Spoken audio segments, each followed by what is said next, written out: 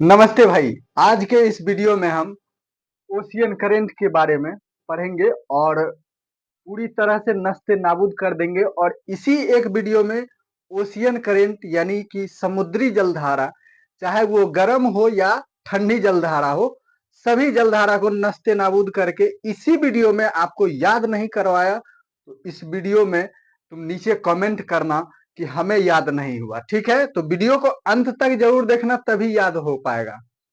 ठीक है, तो चलिए वीडियो शुरू करते हैं। अगर आप नए हैं तो चैनल को सब्सक्राइब कर ले। इसी तरह का नया वीडियो सबसे पहले पाने के लिए चैनल को सब्सक्राइब करके बेल आइकन प्रेस कर दें और वीडियो को लाइक कर दें, अपने दोस्तों के साथ भी शेयर कर दें। ठीक है, तो चलिए बिना देरी किए हुए वीडियो शुरू करते हैं। सबसे पहले जानेंगे कि ओशियन करंट क्या है, कैसे बनता है ओशियन करंट, ये सब जानेंगे इस थ्योरी के माध्यम से। देन आएंगे आप इस मैप की सहायता से जानेंगे कि ये करंट कहां पर लोकेटेड है। ठीक है, तो चलिए शुरू करते हैं। Ocean currents are large movement of water in ocean that flow specific direction. मतलब यह है कि पानी की बहुत अधिक मात्रा एक निश्चित दिशा में बह रही हो, उसे समुद्री धारा कहते हैं। पानी की बहुत, समुद्र में तो इतना पानी रहता नहीं, बहुत सारा पानी रहता है, लेकिन वो एक निश्चित दिशा में फ्लो करती है, उसे ही समुद्री धारा कहते हैं। अब समुद्री धारा दो प्रकार की होती है, एक हॉरिजॉन्टल यानी क्षैतिज, यानी कह सकते हैं उसको समतल, जो ऐसे ऐसे करके चलती है, इस तरह से, है ना, इस तरह से चलती है, इसे क्षैतिज कहते हैं। एक होता है वर्टिकली ऊर्ध्वाधर, जो ऐसे या नहीं तो ऐसे। ठीक है ना, ये दो तरह की धारा है। आगे अगला पॉइंट क्या है, horizontally moves are referred to as current. जो हॉरिजेंटली यानी क्षैतिज रूप से चलती है ना, वो धारा जो है सो समुद्री धारा कहलाती है, मतलब धारा कहलाती है। ठीक है ना, और जबकि vertically change are called upwelling and downwelling. जो वर्टिकली चलती है ना, उसे एक दो तरह का अप, ये वर्टिकली चलती है, एक अपवेलिंग एक डाउनवेलिंग। ठीक है, अब अगला पॉइंट है कि क्या रीजन है कि समुद्री धारा बनता है। तो उसमें मोस्ट फेमस 5 रीजन के कारण वो समुद्री धारा बनती है। वो पहला है विंड, पवन यानी हवा के कारण धारा बनती है। दूसरा है डेंसिटी डिफरेंस, घनत्व के अंतर के कारण समुद्री धारा बनती है। तीसरा है ग्रेविटी, गुरुत्वाकर्षण के कारण भी समुद्री धारा पर प्रभाव पड़ता है। उसके बाद चौथा है कॉरियोलिस फोर्स, कॉरियोलिस बल, इसके कारण भी समुद्री धारा पे इफेक्ट होता है। ठीक है ना, और तीसरा है कोस्ट लाइन यानी तट, तट रेखा। ये यहां तक क्लियर है? अगर क्लियर है तो कमेंट सेक्शन में यस लिखेंगे। अब आगे अगला पॉइंट कह रहा है cold water moves from pole to equator. समुद्री जलधारा में दो तरह की जलधारा होती है, एक वार्म और एक कोल्ड, यानी कि समुद्री गर्म जलधारा और समुद्री ठंडी जलधारा।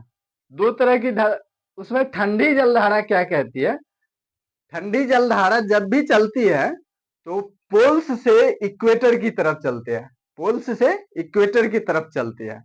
अभी मैं मैप पे आऊंगा तो इसको एकदम बिल्कुल क्लियर हो जाएगा और याद भी हो जाएगा। और नहीं याद हुआ तो उसके लिए हम ट्रिक भी लाए हैं आपके लिए, जो वीडियो के अंत में हम आपको देखें, तो वीडियो को अंत तक जरूर देखिएगा। अगर यहां तक आप गए हैं, इसका मतलब है कि आप सीरियस कैंडिडेट हैं। ठीक है ना, तो वीडियो को अंत तक देखिएगा, नहीं याद हुआ तो फिर कहिएगा। ठीक है, तो चलिए अगला है कि वार्म करंट कैसे मूव करता है। तो वार्म करंट जो है ना, इक्वेटर से पोल्स की तरफ चलता है, इक्वेटर से पोल्स की तरफ चलता है। ठीक है, अब आते हैं कि भाई कोल्ड करेंट और वार्म करेंट कौन कौन है, एक बार ब्रीफ में देख लेते हैं, उसके बाद आएंगे मैप पे, उसके बाद आपको हम ट्रिक देंगे। बिल्कुल छोटा सा वीडियो होने वाला है, अंत तक जरूर देखना है ना। तो आना, देखिए कोल्ड करेंट सबसे पहले बेंगुला है, देन पेरू या हमबोल्ट है ना, Greenland, Oyashio, then Labrador, Falkland, West Australian drift, Canary, California, और भी बहुत सारे हैं। जो एग्जाम पॉइंट ऑफ व्यू से देखे तो ये सारे इंपोर्टेंट ओशियन करेंट्स हैं, ठीक है ना। तो इसको निश्चित रूप से याद करना ही है। आते हैं वार्म कोल्ड वार्म करंट के बारे में जानते हैं, यानी गर्म जलधारा के बारे में। तो Alaska, Gulf Stream, Brazil, Norwegian, Agulhas, Mozambique और कुरोशियो और ईस्ट ऑस्ट्रेलियन, ये सब महत्वपूर्ण गर्म जलधारा है, ठीक है।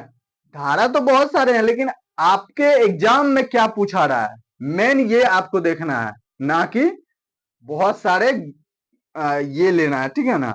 ये एग्जाम पॉइंट ऑफ व्यू से बहुत महत्वपूर्ण है, जो आपको याद होना ही चाहिए, जो इस वीडियो में मैं करवाने वाला हूं, ठीक है।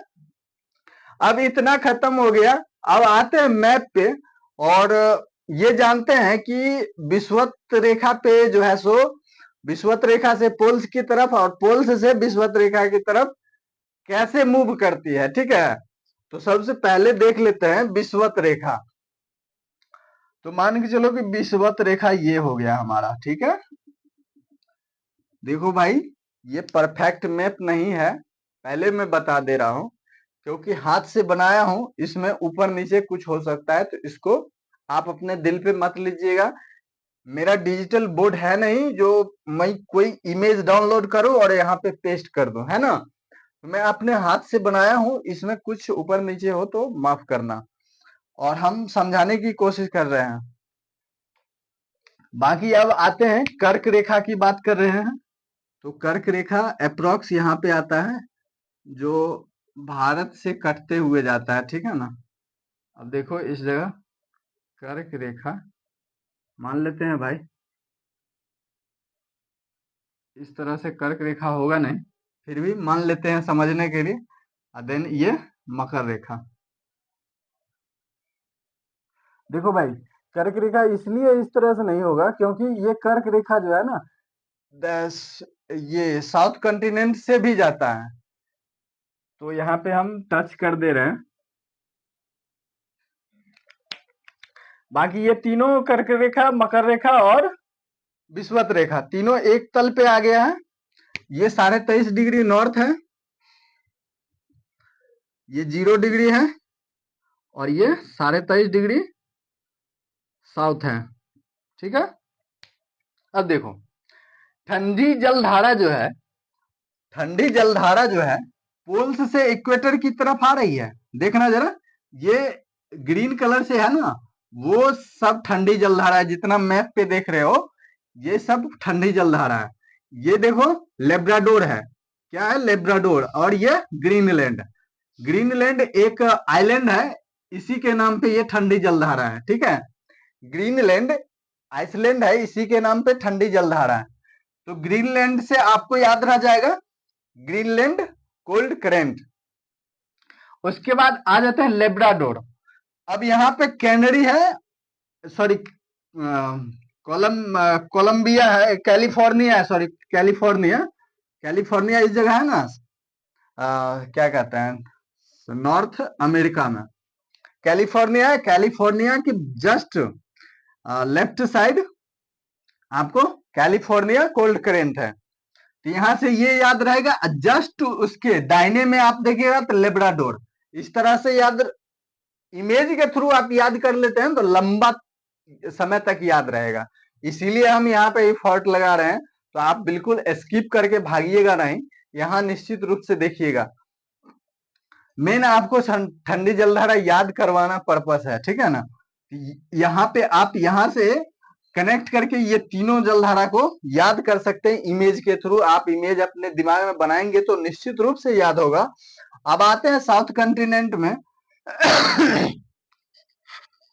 सॉरी, साउथ अमेरिका के पास आते हैं तो साउथ अमेरिका में लेफ्ट तट पर क्या है, पेरू और हम्बोल्ट, जो कि पोल्स से इक्वेटर की तरफ यानी कि ध्रुव से विषुवत रेखा की तरफ मूव करती है, तो उसे ठंडी जलधारा कहते हैं। और ठंडी जलधारा ऊपर की ओर चल रही है। यहाँ पर साउथ अमेरिका के जस्ट लेफ्ट में पेरू या हम्बोल्ट नाम का ठंडी जलधारा है। बात करें साउथ अमेरिका के जस्ट साउथ में यानी कि बॉटम में यानी कि नीचे में, तो फॉकलैंड कोल्ड करेंट है, यानी कि फॉकलैंड ठंडी समुद्री जलधारा। ठीक है, ये जो है यहाँ पे याद रह जाएगा कि पेरू और फॉकलैंड एक साथ है साउथ अमेरिका कंटिनेंट के जस्ट आसपास। इस तरह से कनेक्ट करके याद रखेंगे। आते हैं कि भाई ये साउथ है ना कंटिनेंट, तो इसमें लेफ्ट साइड में बेंगुला कोल्ड करेंट है और जस्ट आगे यूरोप और ये साउथ के बीच में कैनरी कोल्ड करेंट है। ठीक है, यहाँ पे भाई गल्फ स्ट्रीम देखो मूव कैसे करता है। यहाँ पे बेस्ट फिशिंग जोन भी बनता है। उसे क्या कहते हैं आप कंट्री बोलिएगा कमेंट सेक्शन में। ये कौन सा महासागर है, अटलांटिक महासागर है। कौन सा महासागर है, अटलांटिक महासागर है। यहाँ पे बेस्ट फिशिंग जोन बनता है जब गर्म जलधारा और ठंडी जलधारा जो मिलती है वहां पे बेस्ट फिशिंग जोन बनता है। और यहाँ पे लैंडलेस बॉर्डर किस महासागर का है आप कमेंट सेक्शन में कीजिएगा। आगे अब यहाँ पे ये कैनरी हो गया, ये बेंगुला हो गया। आते हैं यहाँ पे ऑस्ट्रेलियन, वेस्ट ऑस्ट्रेलियन में यानी कि लेफ्ट साइड, ऑस्ट्रेलिया के लेफ्ट साइड में कोल्ड करेंट है। कौन सी कोल्ड करेंट है, waste Australian drift, West Australian drift. अब यहाँ पे ऑस्ट्रेलिया से तो आपको क्लियर रहेगा कि भाई ये ऑस्ट्रेलियन कोल्ड करेंट है, लेकिन ऑस्ट्रेलियन करेंट है, बट आपको ये ध्यान रखना है कि बायां साइड या पश्चिम साइड में कोल्ड करेंट है, दायां साइड या पूर्व साइड में वार्म करेंट है यानी गर्म जलधारा। आपको यहां तक याद हो गया। अब लास्ट एक है ओयोशियो। कौन सी करंट है, ओयोशियो, जो जस्ट आउटसाइड ऑफ रसिया है ना, बिल्कुल बाद में जाके जो है सो रसिया और मान के चलो कि जापान को टच कर रहा होगा। यहाँ पे एक्चुअल नहीं है, बट आप कंसीडर करो। आप ये सीधा याद रखो कि रसिया के जस्ट आउटसाइड में आपको ओयोशियो है। ठीक है, कोल्ड करंट यहां तक याद हो गया। अब आते हैं वार्म करंट। वार्म करंट आपको जो है ना इक्वेटर से पोल्स की तरफ चलता है, इक्वेटर से पोल्स की तरफ चलता है, जबकि कोल्ड करंट पोल्स से इक्वेटर की तरफ चलता है। ओके, तो जब भी कोल्ड करंट वार्म करंट चलेगा, जब भी वार्म करंट मूव करेगा तो वो इक्वेटर से पोल्स की तरफ चलेगा। तो आप यहाँ पर सबसे पहले देखिएगा कोई भी cold current sorry warm current हो, आप देखिएगा कि ऊपर की तरफ जा रहा है। अब साउथ में आएंगे तो नीचे की तरफ आ रहा है, जो कि पोल्स की तरफ मूव कर रहा है। तो यहाँ पे आते हैं तो ये कौन सी वार्म करंट है, अलास्का वार्म करंट, जो कि अलास्का के जस्ट लेफ्ट राइट साइड में कह सकते हैं, क्योंकि ये ग्लोब क्या कहते हैं जब फोल्ड होता है ना तो राइट साइड में आता है, लेकिन यहाँ पे अगर सीधा है तो आप लेफ्ट साइड कह सकते हैं। उसके बाद आते हैं यहाँ पे, ये कौन सा है बोलिए भाई, ये कौन सी वार्म करंट है, गल्फ स्ट्रीम वार्म करंट। आते हैं तो यहाँ पे कौन से करंट है, नॉर्वेगियन को वार्म करंट। ओके, अब यहाँ पे आते हैं तो ब्राजील कोल्ड करंट है। कहाँ पे, साउथ अमेरिका। यहाँ पे ब्राजील नामक देश है ना, इतना बड़ा नहीं है भाई। यहाँ पे ब्राजील से आप याद रख सकते हैं, ब्राजील। ठीक है, ब्राजील वार्म करंट। यहाँ पे गल्फ स्ट्रीम जस्ट कैलिफोर्निया के बगल में, आप इसको कंसीडर करेंगे नॉर्वेगियन, जो कि आप सीधा याद रखो कि भाई ये जो है ना हमारे भारत के पास है, याद रहेगा। आते हैं भाई साउथ कंटिनेंट में, तो यहाँ पर ये कौन सी धारा है? गर्म जल धारा है। कौन सी? अगुलहास। कौन? अगुलहास। और ये मेडागास्कर देश है, पता है ना? मेडागास्कर देश है जो ड्रिफ्ट थ्योरी के हिसाब से वो अलग हुआ है। दोनों का प्लेसल डिपॉजिट जो है ना सेम होता है यहाँ पे, और यहाँ पे दोनों का सेम मिलेगा। मतलब वो अल्फ्रेड वेगनर ने जो दिया था ना कॉन्टिनेंटल ड्रिफ्ट थ्योरी, उसके अकॉर्डिंग, ठीक है। तो यहाँ पे आप जो है सो यहाँ याद रख सकते हैं कि साउथ कॉन्टिनेंट में अगुलहास है, और जस्ट बगल में ही मेडागास्कर है, उसके बगल में आपको ये मोजाम्बिक है। Mozambique, Mozambique cold warm current, Mozambique गर्म जलधारा, ठीक है। अब आते हैं ऑस्ट्रेलियन, ईस्ट ऑस्ट्रेलियन, ये तो तभी बोल दिए थे, लेकिन फिर भी ईस्ट ऑस्ट्रेलियन वार्म करेंट। अब लास्ट है कुरोशियो। कौन? कुरोशियो, जो कि जस्ट जापान से चलती है पोल्स की तरफ, जस्ट जापान से पोल्स की तरफ। वहां पे जापान में नाम भी है कुछ अजीब तरह का, तो यहाँ पे कुरोशियो नाम भी है, तो इससे कनेक्ट करके आप याद रख सकते हैं। अब बात आई लास्ट, और जिसका आप इंतजार कर रहे होंगे, ट्रिक। तो भाई ट्रिक एक शानदार ट्रिक है जो अभी मैं लिख कर बताने जा रहा हूं। ट्रिक ये है, बेंगलुरु प्लेड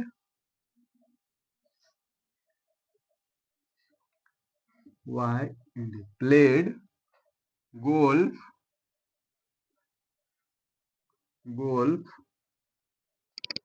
भाई यहाँ पे अब लिख दे रहा हूं, golf world cup in California.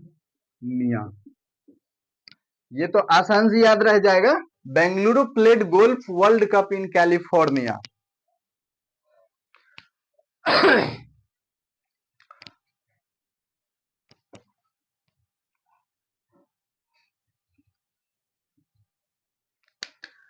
Bengaluru played golf world cup in California, मतलब बेंगलुरु हमारा जो है सो गोल्फ वर्ल्ड कप खेलने गई कैलिफोर्निया। हिंदी में इस तरह से कनेक्ट करके याद रख सकते हैं, बट आप इस तरह सीक्वेंस में याद रखिएगा।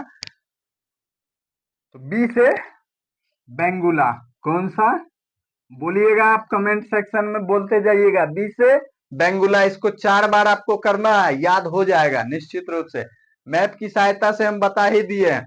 और एक बार जो है सो ट्रिक के माध्यम से आप देख लीजिएगा, याद होना है। आप कमेंट सेक्शन में बोलते जाइए। बी से बेंगुला, पी से पेरू, पेरू या हम्बोल्ट, यहाँ पे याद रख सकते हैं। जी से ग्रीनलैंड, ग्रीनलैंड। ओ से ओयो शियो, यहां तक आ रहा है ना? एल से लेब्राडोर, एफ से फॉकलैंड, दिख रहा है ना भाई? डब्ल्यू से, भाई बोलिए, डब्ल्यू से West Australian drift, West Australian drift. C से बोलिए भाई, कैनरी। और कैलिफोर्निया से California cold current, California cold current. तो भाई आपको याद रखना, Bengaluru played golf world cup in California, बिल्कुल सिंपल ट्रिक है।